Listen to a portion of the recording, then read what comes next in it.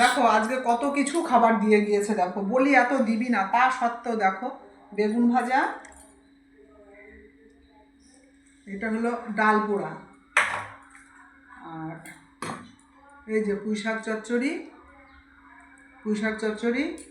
তারপরে এই দেখো ওদের আনার সুবিধা হয় বলে এই যে এই কোটোটাই করে ডাল দিয়ে যায়,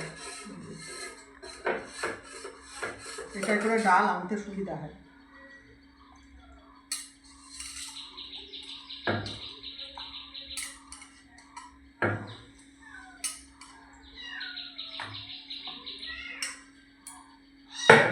এই যে ডাল,